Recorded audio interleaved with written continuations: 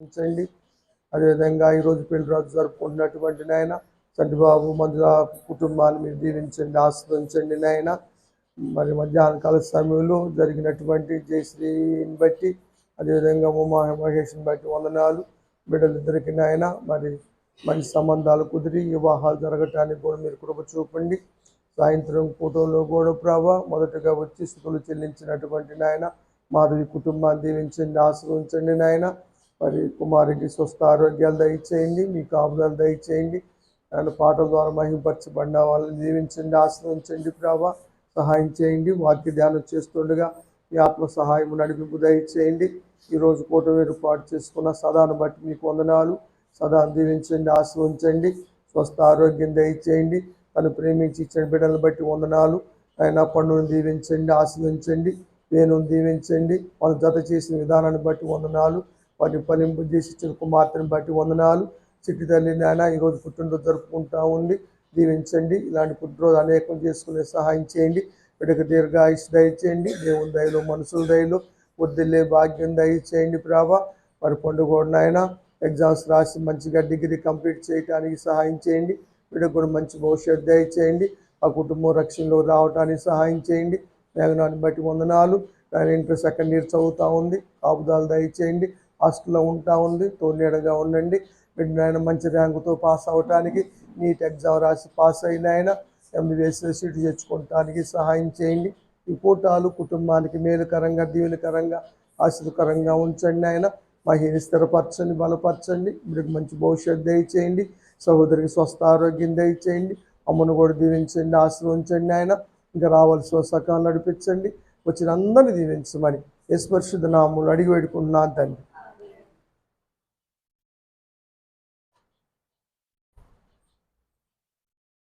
వాక్య ధ్యానం చేద్దాం. పాస్టర్ గారు పెట్టారా? ఎప్పుడు? ప్రార్థన చేయు వారందరూ దేవుని సహాయం పొందుకుంటారు.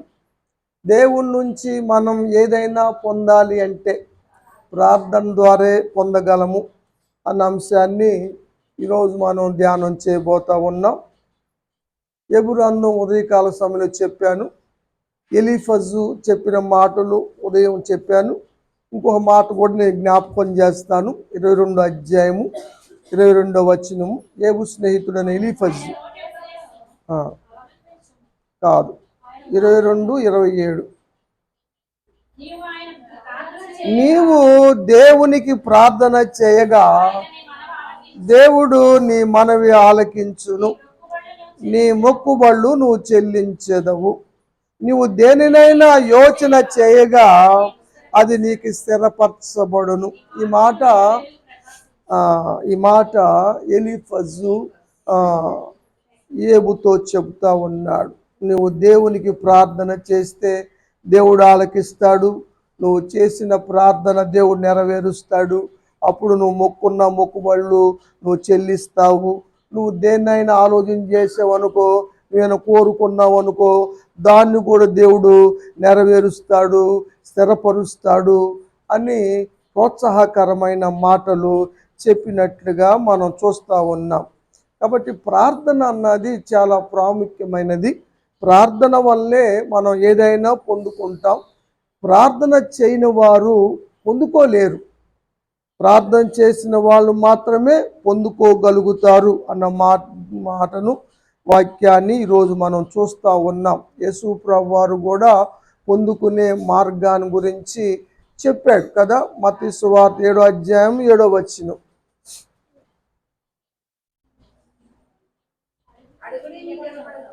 అడుగుడి, అడగటం అంటే ప్రార్థన చేయటం.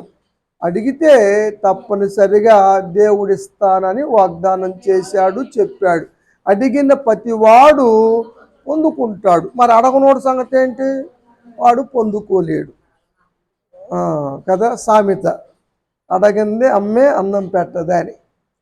కాబట్టి దేవుణ్ణి అడగాలి, ప్రార్థన చేయాలి. నీ అవసరం ఏంటో, నీకేం కావాలో అన్నది నువ్వు దేవునికి తెలియచేసి, దేవునికి తెలియదా?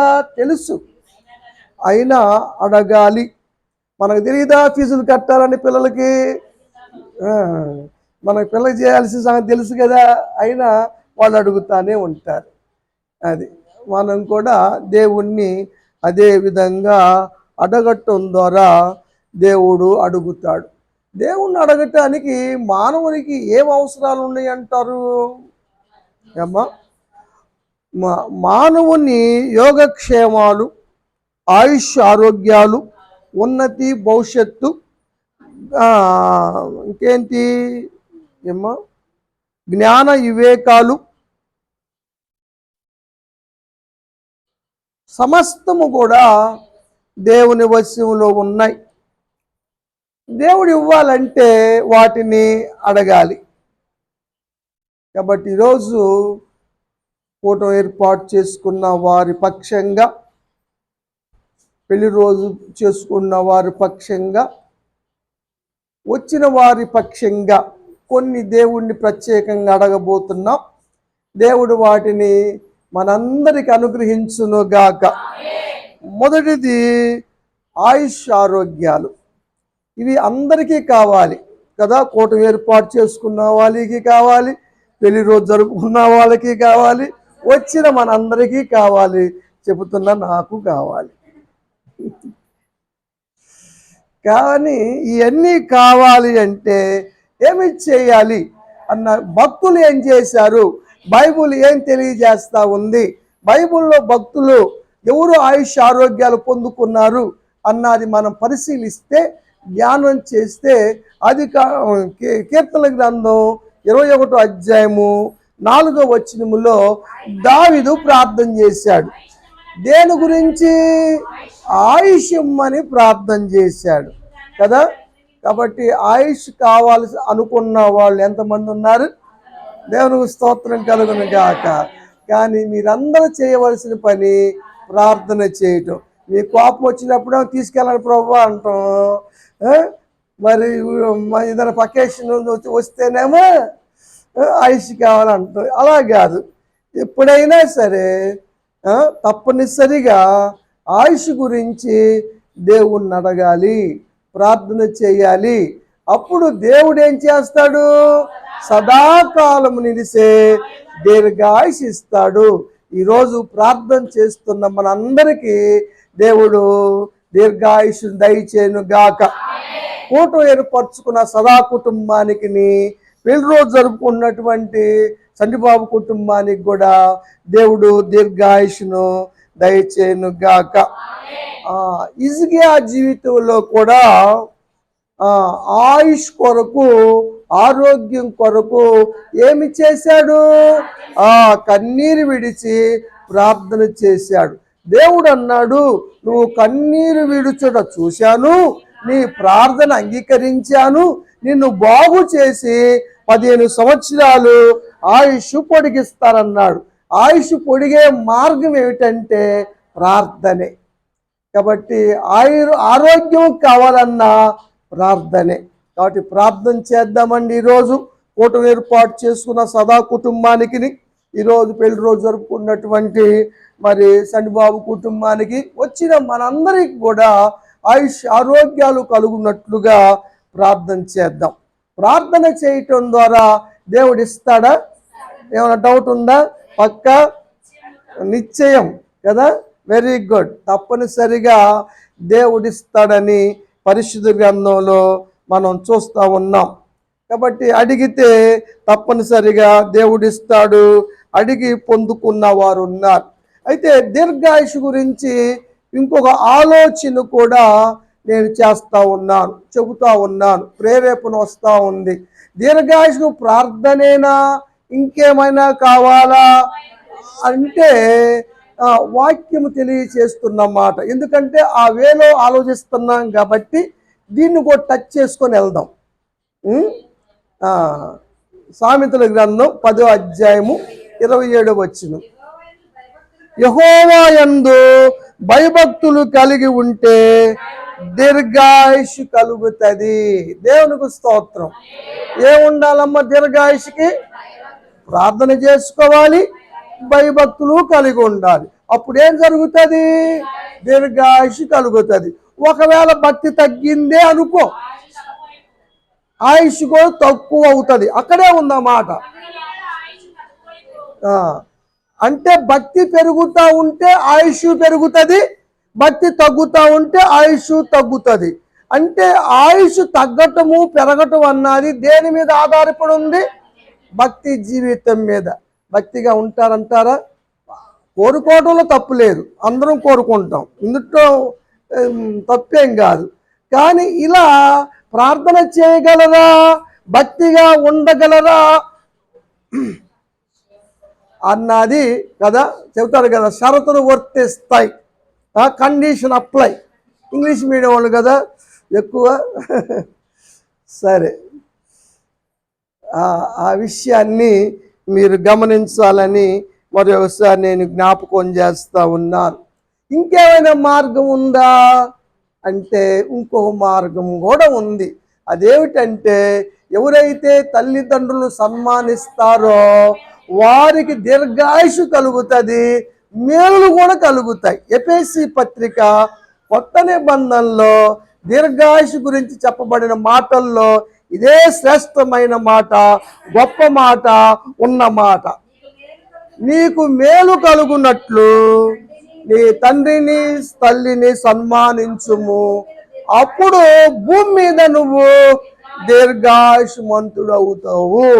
తల్లిదండ్రులంటే లెక్కలేని విధంగా మాట్లాడే వాళ్ళు, తల్లిదండ్రులు లెక్క చేయలేని వాళ్ళు ఎక్కువ కాలం బ్రతకలేరు అని వాక్యం చెబుతుంది. నేను కాదమ్ము, నేను అనుకునేవారు. ఎన్నోళ్ళందరూ నా మీద వచ్చి పడి పోట్లాడేవారు. ఏమ్మా, వాస్తవమే ఇది కూడా. పెద్దోళ్ళు అక్కాయిలు ఉన్నారుగా, ఏమ్మా మీకు తెలుసు కదా, ఎన్ని చూసిన వాళ్ళు చాలామందిని చూసి ఉంటారు. హఠాత్తుగా మరణాలు ఎందుకు సంభవిస్తాయి అంటే కొంతమంది సరి చేసుకోలేని పరిస్థితుల్లో. మీరందరూ సందర్భం వచ్చి చెప్తా ఉన్నాను, శివ గురించి ప్రార్థన చేయండి. శివాకి మరలా యాక్సిడెంట్ అయింది. దేవుడు అనేక సార్లు యాక్సిడెంట్ నుంచి తప్పించాడు. ఒకసారి కాదు, 2 సార్లు కాదు, చాలా సార్లు యాక్సిడెంట్ అయినాయి. లోయల్లో పడ్డ డ్రైవింగ్ చేస్తూ. అప్పుడు సుబ్బారావు గారు లారీ నడపటానికి వెళ్తూ ఉండేవాడు శివ. యాక్సిడెంట్ జరిగితే పెద్ద లోయలో పడి కూడా బతికొచ్చాడు. చాలాసార్లు యాక్సిడెంట్లో దేవుడు తప్పించాడు. తప్పించిన 10 సారి ఇదిగో పాస్టర్ గారు నేను బాప్తీసం తీసుకుంటాను, వాటిని వదిలేస్తాను, వీటిని వదిలేస్తాను అంటాడు, ప్రమాణాలు చేస్తాడు, మళ్ళీ యథావిధంగా చేస్తూ ఉంటాడు. మళ్ళీ యాక్సిడెంట్ జరిగింది, మళ్ళీ వచ్చాడు, పాస్టర్ గారు బొమ్మలు తీసేయాలి, మా ఇంట్లో అవి ఉండకూడదు, దానివల్ల నాకు ప్రమాదం వచ్చింది, తీసేయమన్నాడు. నేనేమన్నా తీసేయనంటామని మక్కా దగ్గర రికమెండ్ చేసుకున్నాడు. మక్కా చెబితే మరి తిరగలేదుగా. కృష్ణవేణం గారు ఫోన్ చేసింది, అన్నయ్య గారు శివ ఇంటికి వెళ్ళి ప్రార్థన చేసి నూనె కొట్టి అవన్నీ తీసేయండి అంది. అక్కాయి మాట కాదంటానా, వెళ్ళి ప్రార్థన చేసి అవన్నీ తీసుకొచ్చా. ఇక నేను వస్తాను పద పాస్టర్ గారు, ధైర్యం వచ్చింది అన్నాడు. మళ్ళీ మా ఊళ్ళే మళ్ళీ యాక్సిడెంట్ అయిందంట. ఇప్పుడు హాస్పిటల్లో ఉన్నాడు, సీరియస్ కండిషన్లో ఉన్నాడు. కాబట్టి ఇంకొకసారి అవకాశాన్ని అడుగుదాం దేవుణ్ణి. అడగటంలో తప్పే లేదు. ఆయన పొందుకొని ఉంటే అది వేరే విషయం, కానీ రక్షణ పొందుకొని ఉంటే, రక్షణ లేకుండా అయితే మరి చాలా డేంజరమైన కండిషన్. కాబట్టి అందరూ ప్రార్థన చేయండి. అది చుట్టం కాకపోయినా నేను చేస్తాను, తప్పనిసరిగా చేయాలి, మన బాధ్యత కాబట్టి. అంటాడు దేవుడు కొన్ని సందర్భాల్లో, ప్రవక్త ఉన్నాడు గ్రామముల్లో అన్నది గుర్తుంచటానికి వాతావరణాలు మారుతూ ఉంటాయి కదా. చచ్చిపోయే వాళ్ళు తిరిగి లెగుస్తూ ఉంటారు, బలహీనతలపై స్వస్థలు వస్తూ ఉంటాయి. ఏంటి కారణం? ఇదిగో దేవుని ప్రతినిధి ఉన్నాడని రుజువు. దానికోసం ప్రార్థన చేద్దాం. మరి దేవుడు అవకాశాలు ఇవ్వటానికి రెడీగానే ఉన్నాడు. మరి ఈసారైనా మరి సమయాన్ని సద్వినియోగం చేసుకుంటాడా లేదా అన్నది ఆయన మనసుకే వదిలేద్దాం. మనం ప్రార్థన చేద్దాం. మన బాధ్యత. స్వస్థత ఇవ్వటం అన్నది దేవుని చిత్తము, ఆయన యొక్క ప్రవర్తన మీద ఆధారపడి ఉంటుంది. ఆ విషయాన్ని జ్ఞాపకం చేసుకోండి. ఏదైనా సరే మన జీవితాల్లో తప్పనిసరిగా మరి తల్లిదండ్రుల్ని గౌరవించటం అన్నది మంచిది కదా. పెడసరంగా జీవించే వాళ్ళకి పెడసరమైనటువంటి పరిస్థితులే కలుగుతాయి అన్నాయి మన వాస్తవాలు కనబడతానే ఉన్నాయి. ఇంకా ఏమైనా మార్గం ఉందా దీర్ఘాయుషికి? ప్రార్థన, భయభక్తులు, తల్లిదండ్రులు సన్మానించటం. ఇంకేమైనా ఉందంటారా? ఉంటే చెప్పండి రా. బైబుల్ మేము మొత్తం చదివే ఉన్న వాళ్ళు ఎంతమంది ఉన్నారంటారు? అది మా టీవీలో వచ్చే సీరియల్ అన్ని చూసిన వాళ్ళు ఎంతమంది ఉన్నారు? దీంట్లో బాగానే చేస్తుతారు. సరే, కొంతమంది మా చూస్తే కొంతమంది ఏం చూస్తారు.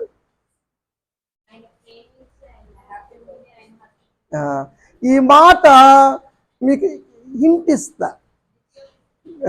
అదేంటంటే ద్వితీయోపదేశకాండం ఏముందంటే నీ ప్రాణానికి దీర్ఘాయుషికి మూలము దేవుడే అన్న మాట చెప్పాడు. కాబట్టి జీవాన్ని కోరుకుంటురా అని దేవుడు చెప్పిన మాట ఉంది. దేవుడు చెప్పిన ఇంకో మాట స్వయంగా దేవుడే చెప్పాడు. దీర్ఘాయుషి కావాలంటే ఏం చేయాలో చెప్పాడు. ఎవరికి చెప్పాడు? ఏమ్మా? కాదు. ఎవరికి చెప్పాడు? సొలొమోనుకి చెప్పాడు. వందనాలు అక్క, నీకు చదువుకోబోయినా వచ్చినాక చాలా శ్రద్ధగా వాక్యం వినే వాళ్ళలో అయిమావతి గారు ఒకడు. పొగట్టం అని కాదు కానీ ఎక్కువగా వాక్యం ఉంటుంది. అందుకనే ఫస్ట్ బెంచ్లో కూర్చునే వాళ్ళకి, వెనక బెంచ్లో కూర్చునే వాళ్ళకి, మీరు కూర్చున్నా మిమ్మల్ని ఏమంటలేదు, స్కూల్ సంగతి చెబుతున్నా, తేడా ఉంటుంది చదువుల్లో. ఫస్ట్లో ఉన్న వాళ్ళు ఎప్పుడైనా టాపర్స్ అవుతారు. ఎందుకు వచ్చిన గొడవ? నన్ను అడుగుతాడే ఫస్ట్ బెంచ్లో కూర్చుంటే అని. వెనక కూర్చుంటారే ఆ బాబతి ఎప్పుడు వెనకే ఉంటారు. అందుకని సాధ్యం అంతవరకు కొట్టుకోకుండా ఎదురు కూర్చుంటానికి ప్రయత్నం చేయండి. ఆత్మీయంగా బలపడతారు. చదువు లేకపోయినా కూడా అక్కాయి చెప్పింది చదువుకున్న మీరు అందరూ చెప్పలేకపోయారు. రాజులు మొదటి గ్రంథం 3వ అధ్యాయం 14వ వచనం. ఒకళ్ళు సొలొమోనుకి చెబుతున్నాడు దేవుడు, అబ్బాయి నువ్వు అయ్యి అడగలేదు, శత్రువు ప్రాణాన్ని అడగలేదు, దీర్ఘాయుష్ అడగలేదు, కాబట్టి నువ్వు జ్ఞానం అడిగావు కాబట్టి నీకు ఇస్తున్నాను. అయితే దీర్ఘాయుష్ కూడా ఇవ్వాలని నాకు ఉంది. అయితే మీ నాన్న నడిచేడే దావీదు అలా నువ్వు నడువు, నా కట్టడలన్నీ అనుసరించు, ధర్మం అంతటిని. అంతటినా కొంతటినా? ఎంతమంది ఉన్నారు? కొంత అనుసరించే వాళ్ళు అందరూ చేతెత్తారు, ఎందుకు అనుమానమే లేదు. కొంత అనుసరించే వాళ్ళు ఎంతమంది అమ్మా? అందరూ. మరి అంత అనుసరించే వాళ్ళు ఎంతమంది? ఇక అది సంగతి. దేవుడు ఏం చెప్పాడంటే అంతటిని అనుసరించి ధర్మమంతటిని గైకొని నువ్వు నడిచి వాటిని గైకొంటే ఏమిటి సంగతి? పాప ఏడ్చింది, గైపోటర్ కాదు, గైకొంటం అంటే ఏంది? ప్రవర్తించటం. అది సంగతి, ఇది సంగతి కాదు. పాప ఏడ్చింది సంగతి కాదు. సంగతి ఏంటంటే వాటిని గైకొంటే దీర్ఘాయుష్ వస్తుంది. దేవునికి స్తోత్రం.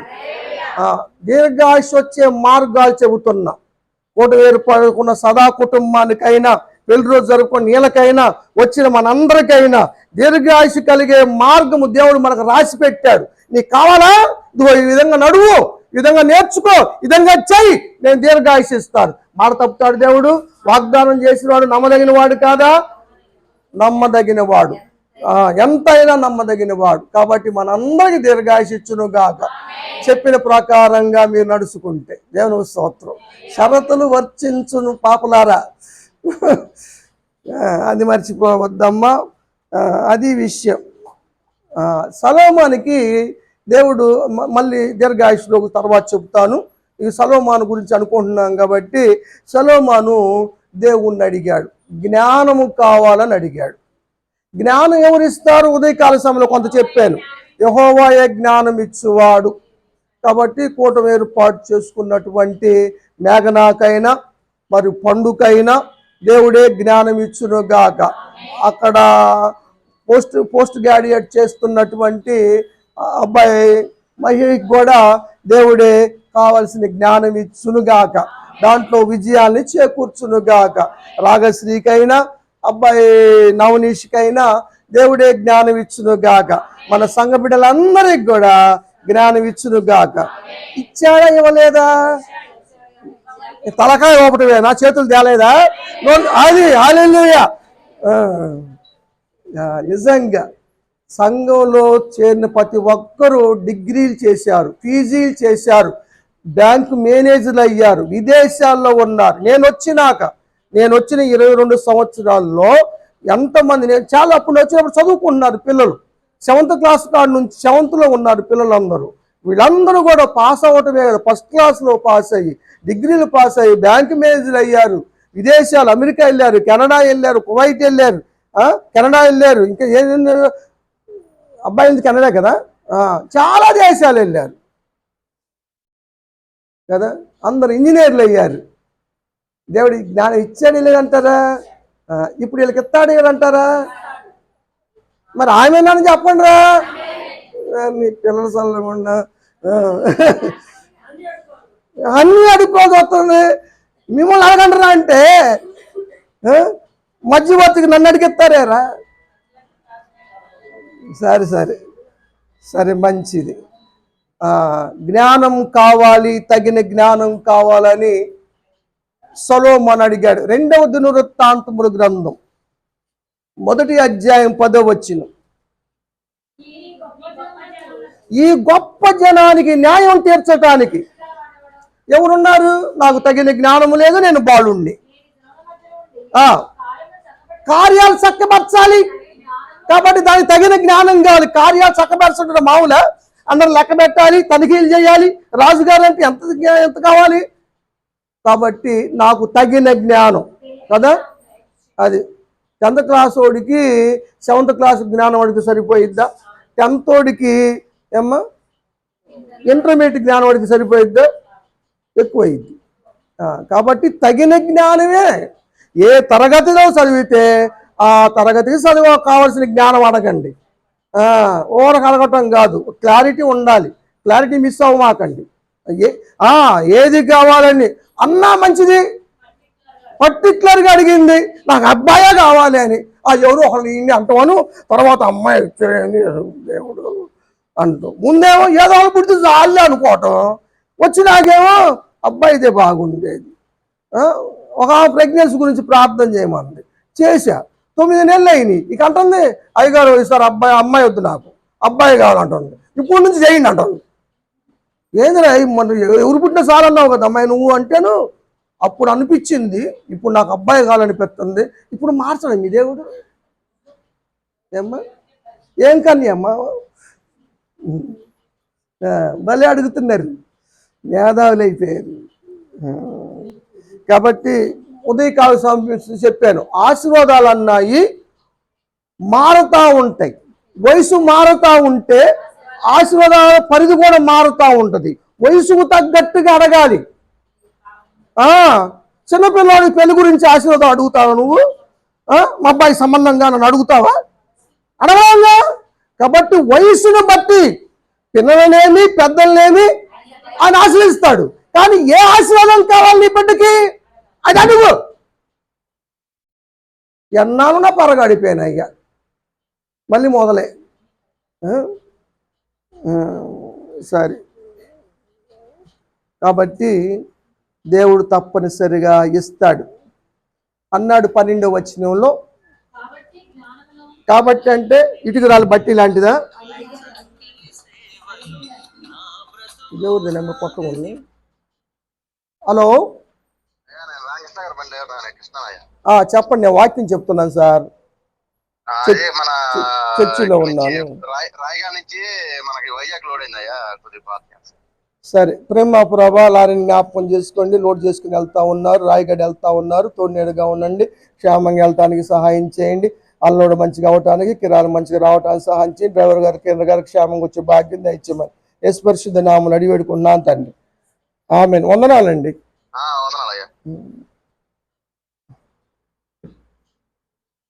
పంచించాల రామకృష్ణ గారు, మన లక్ష్మి వాళ్ళ అన్నయ్య,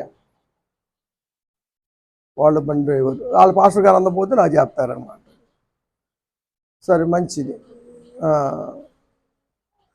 పాస్టర్ గారు ప్రార్థన చేయని అనకూడదు, డాక్టర్ గారు వైద్యం చేయని అనకూడదు. అది వృత్తి ధర్మం. ఏక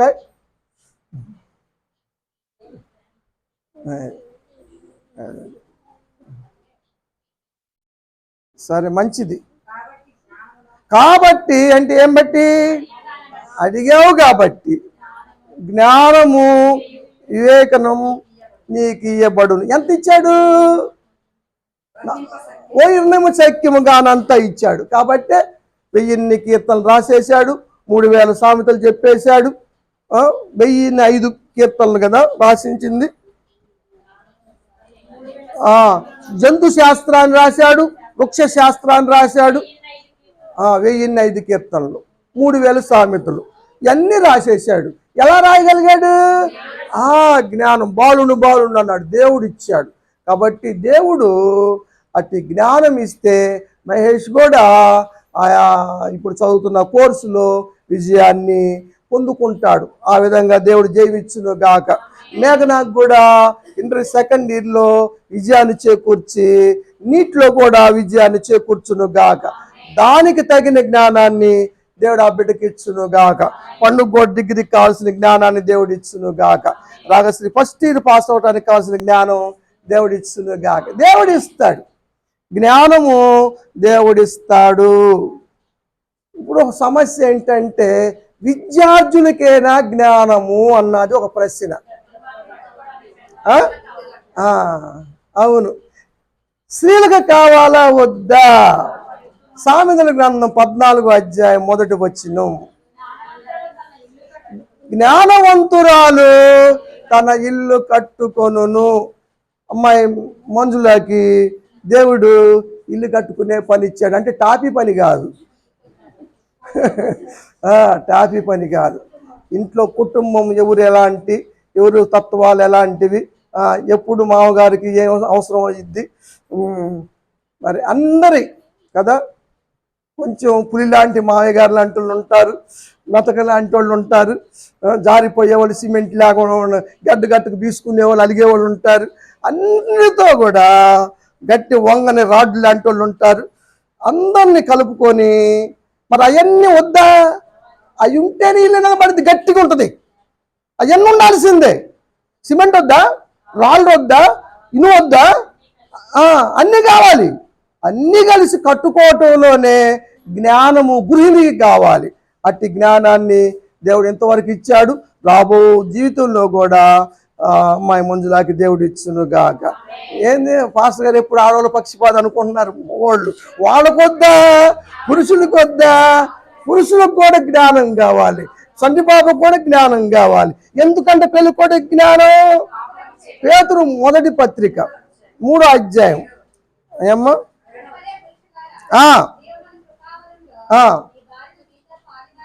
భార్యలు ఎవరండి? పాలివారు అంటే ఏంటండి? పాలు ఇస్తారనే పిల్లకి ఇచ్చారు చాలులే. మీ సంగతి చెప్పండి, పెళ్లి కొడుకు సంగతి. పాలువారు అంటే ఏంటండి? పార్ట్నర్స్, భాగస్వామి, సమఉజ్జి. వెరీ గుడ్, మంచి పదాలే. కాకపోతే ఏంటంటే కొంచెం మెతక, ఎందుకంటే అక్కడ పెరిగొచ్చారు కదా పాపం. అక్కడ కొంచెం గారాలుగా పెరిగొస్తారులే అమ్మగారి ఇంటికాడ, కానీ ఇక్కడికి వచ్చిన తర్వాత కుదరదు కదా. కాబట్టి భార్యని కొంచెం పొగడాలి. పొగడతలకి లొంగని భార్య ప్రపంచంలో ఉన్నదయా. మీరు నేర్చుకోండి, తెలుసుకోండి. నిజంరా, అబద్ధం కాదు. మీరేమన్నా అనుకోండి, కానీ ఓరు ఎట్టన్నా బ్రహ్మాండంగా ఉండే రుచిగా 5 స్టార్ లాగా ఉన్నాను, ఎంత చక్కగా చేసి పెడతారు.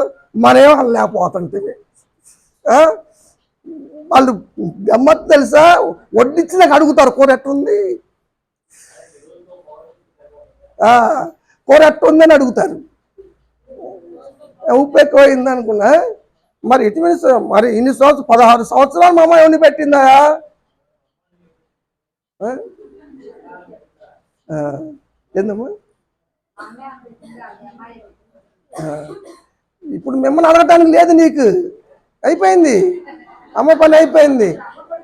ఆ, అమ్మ కొడుకు పోస్ట్ పోయింది.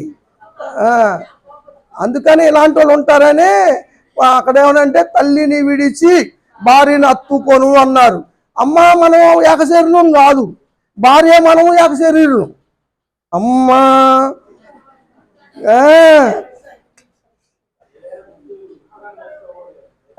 మర్చిపోమని మేమన్నామేంది? ఎవరంటారు? అన్నామని తీసుకురా సాడిపోయి కనపడతానండి, నాలుగు బాధ వస్తా, అందరి ముందు బాధపడదు. తల్లిని ఎప్పుడు సార్ ముందే చెప్పే దీర్ఘాయుష్ కావాలంటే తల్లిదండ్రుల్ని సన్మానించమని ముందే. అప్పుడు రాలేదా? అదే తేడాది. అందుకనే ముందే చెప్పా ఫౌండేషన్ వాళ్ళని. కాబట్టి తల్లి దగ్గర చెప్పిన మాటలు తల్లి దగ్గర, భార్యమ్మ దగ్గర మాటలు భార్య దగ్గర చెప్పటానికి పురుషుడు జ్ఞానం కావాలి. అది అది ఎందుకంటే తల్లి చెప్పే సాడీలైనా బిడ్డే బాధపడాలి, భార్య చెప్పే అయినా భర్తే బాధపడాలి. ఇద్దరు కలిసి బాధ పెడుతుంది ఎవరిని? అందుకని ఎక్కడ ఎంతో మర్చిపోవటం నేర్చుకుంటే రెండు అంటే ఈ చెవుతో ఇను, ఇది ఇది అమ్మ చెవు, ఇది భార్య చెవు, బాగుంది కాదు. ఎత్తేం కాదు, నేను అందుకే చెబుతున్నా. రెండు చెవులు ఎందుకు ఇచ్చారంటే ఎడవ చెవు ఎప్పుడు భార్య అదే, ఎడం పక్క గుండెకాయ భార్య అదే, ఎడం పక్క జేబు భార్య అదే కదా. పాస్టర్ గారు తీసుకోదులేదు. బట్టలు ఉతికితే అక్కడ ఎన్ని శుభ్రపడ్డాయి డబ్బులు, బాత్రూమ్ చూడండి చినిగిపోయిన నోట్లు కనపడతాయి. అవన్నీ మిక్సీలో వేసినాయి, అదే గ్రైండర్లో, వాషింగ్ మిషన్లో. వాషింగ్ మిషన్ వేసి ఉతకటమే, చూసేది లేదు పెట్టేది లేదు. నువ్వేనేం భార్య అంటున్నా అప్పుడప్పుడు. అందుకని సరేలే అమ్మా. అది అందుకని పురుషుడికి ఏం కావాలి? జ్ఞానము కావాలి. దేవునికి స్తోత్రం. ఈ భార్య భర్తలిద్దరికి దేవుడు అట్టి జ్ఞానం ఇచ్చినందుకు దేవునికి స్తోత్రం. అలా ఇవ్వబట్టే 16 సంవత్సరాలు నా కుటుంబం అనుకోగలిగి నా వాళ్ళు కనుక్కున్న బిడ్డల కన్నా కూడా మొట్టమొదటి పుట్టిన జ్యేష్ఠుడు, ఇంటికి వచ్చినటువంటి మొట్టమొదటి వాడని ప్రేమ కలిగినటువంటి సాక్ష్యాన్ని మనం విన్నాం కదా. నిజంగా అది గొప్ప విషయం. అందును బట్టి దేవుని స్తోత్రం. ఇకపోతే మనం దీర్ఘాయుష్ గురించి కొన్ని అనుకుంటా ఉన్నాం కదా. ఇంకేమైనా మార్గం ఉందా? ప్రార్థన చేయటం దీర్ఘాయుష్ దేవుడు ఇస్తాడు.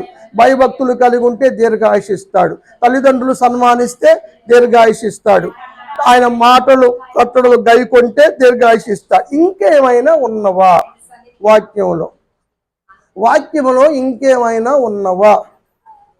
మీకు ఉన్నట్టుగా మొహాలేం కనబడతలేదు నాకు, నన్ను ప్రశ్నార్థంగా చూసినట్టు కనబడుతున్నాయి.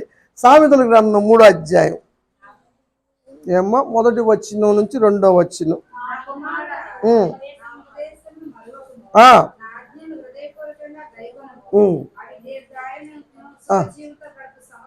అది దేవుని ఆజ్ఞలు, దేవుని యొక్క వాక్యాన్ని మరువకూడదు.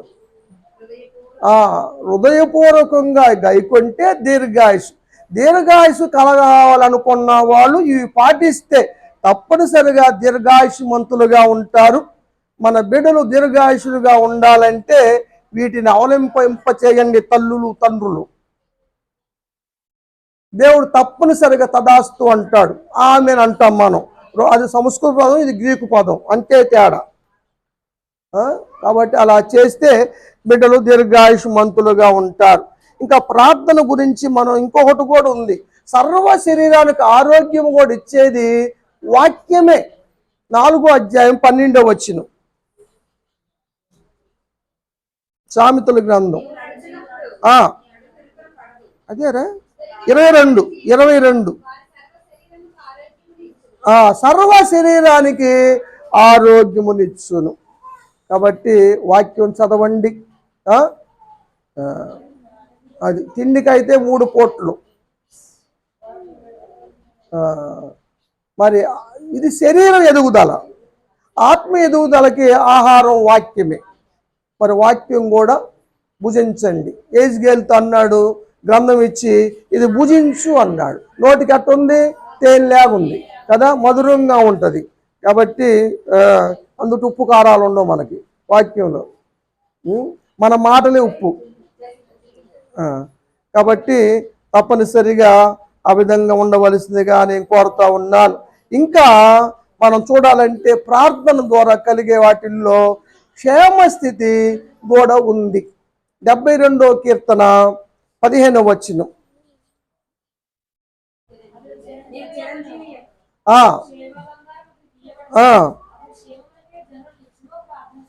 నిత్యం ప్రార్థన చేస్తే ఏమొస్తుంది? క్షేమం వస్తుంది. ఒక పుట్టినరోజు అప్పుడు, పెళ్లి రోజు అప్పుడు, ఫంక్షన్ అప్పుడు కదా, కూటం పెట్టుకున్నప్పుడు కాదు. ఎప్పుడు చేయాలి ప్రార్థన? దేనికి? క్షేమానికి. ప్రతిరోజు క్షేమం గురించి ప్రార్థన చేయండి. రాకపోకల్లో క్షేమంగా వెళ్ళి రావటానికి ప్రార్థన చేయండి. స్కూల్కి వెళ్ళేటప్పుడు ప్రార్థన చేసి పంపండి, క్షేమంగా వస్తారు. ఎక్కడికి వెళ్ళినా ప్రార్థన చేసి పంపండి, క్షేమంగా వస్తారు. ఆ సత్యాన్ని మర్చిపోవద్దని మరోసారి నేను చెబుతా ఉన్నా. ఆశీర్వాదాలకు కావాలన్నా కూడా ప్రార్థనే. యాకోబు రాత్రంతా ప్రార్థన చేసి ఆశీర్వాదాలు పొందాడా లేదా? ఎబ్బేజు గారు ప్రార్థన చేసి ఆశీర్వాదాలు పొందాడా లేదా? మరి పొందే లేదా? మనం కూడా పొందుకుంటాం. మీరు ప్రార్థన చేసిన, ఎవరు ప్రార్థన చేసిన ఆశీర్వాదాల కోసం కూడా చేసుకోండి ప్రార్థన. అమ్మా, ప్రార్థన దేనికైనా, దేనికి? దేవుడి నుంచి పొందాలంటే ప్రార్థన చేయాలి. అది మర్చిపోమాకండి, అది మిస్ అవ్వమాకండి. ఇంకా పరిశుద్ధాత్మను పొందాలన్నా కూడా ప్రార్థనే చేయాలి. ఇది యేసు ప్రభువు వారు చెప్పారు. లూకాసు వార్త 11వ అధ్యాయము 23వ వచనం, 13వ వచనం.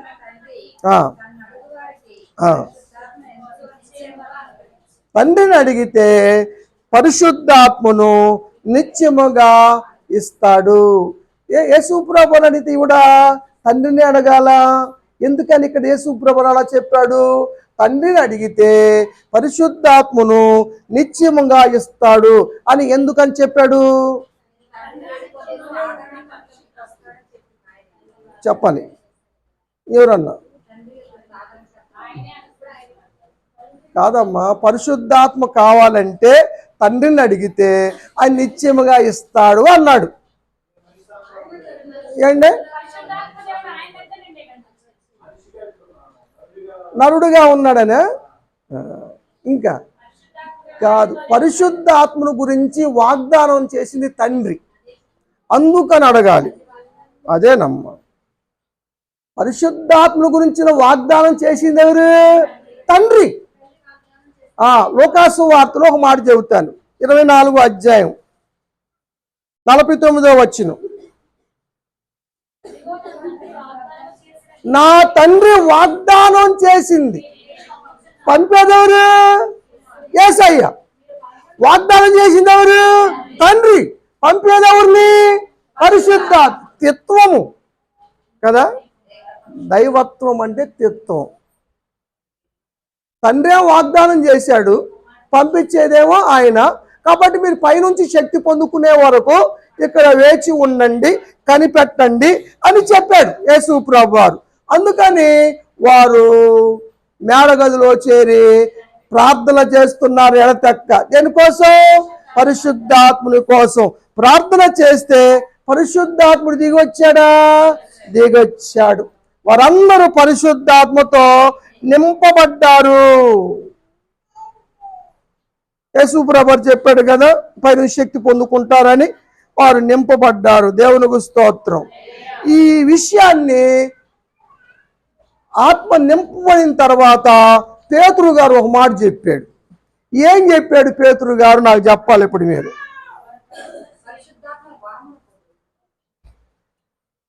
నింపబడిన తర్వాత చెప్పిన మాట దానికన్నా ముందే దానికన్నా ముందే, ఇప్పుడు నువ్వు చెప్పినాం దానికన్నా ముందే చెప్పాడు. కాదు కాదు పరిశుద్ధాత్మ గురించి పేతురు ముందేమన్నాడంటే ఇది ఏవేలు ప్రవచనం అన్నాడు. ఇది ఏవేలు ఆనాడు ప్రవచించాడు కదా కలలుగా, అంత్య దినాల్లో దేవుని ఆత్మ కొమ్మరింపు గురించి చెప్పాడు. చెప్పిన తర్వాత మళ్ళీ ఏం చెప్పాడంటే 33వ వచనం 2వ అధ్యాయంలో, ఇప్పుడు ఆయన యేసుప్రభువు వారు మరణాన్ని జయించి శిలువ యాగం చేసి మరణాన్ని జయించి ఇప్పుడు పరలోకానికి ఆరోహణమై తండ్రి కుడి పార్శ్వన కూర్చున్నాడు. పరిశుద్ధాత్మ, తండ్రి చేసిన పరిశుద్ధాత్మ వాగ్దానం ఉందే దాన్ని ఇప్పుడు కుమ్మరించాడని చెప్పాడు. యేసయ్య పరిశుద్ధాత్మను కుమ్మరిస్తాడు. దేవునికి స్తోత్రం. ఈ రాత్రి మన మీద పరిశుద్ధాత్మ కుమ్మరించబడును గాక. పరిశుద్ధాత్ముడు ఉంటే జ్ఞానం వచ్చేస్తుంది, పాస్ అయిపోతారు, ఆయుష్ ఆరోగ్యాలు వస్తాయి. సమస్తాన్ని ఒక గుడిని అడిగితే తేలిస్తాడా కదా, రొట్టెని అడిగితే రాత్రిని ఇస్తాడా, ఇవ్వడు కదా. ఏదడిగితే అది ఇస్తాడు. కానీ పరిశుద్ధాత్మ మాత్రం ఏదడిగినా ఇస్తాడు. పరిశుద్ధాత్మ సమస్తాన్ని చేయగలడు. కాబట్టి ఏమేం చేస్తాడు మనం గతంలో నేర్చుకున్నాం. కాబట్టి పరిశుద్ధాత్మ నింపుదల ఈ రాత్రి కూటమి ఏర్పాటు చేసుకున్న ఈ బిడ్డల మీదను, పెళ్లి రోజు జరుపుకున్న దంపతుల మీదను, వచ్చిన మన అందరి మీద కూడా కుమ్మరించబడును గాక. పరిశుద్ధాత్మ కూటమి జరుపుదాం. అందరం లేచి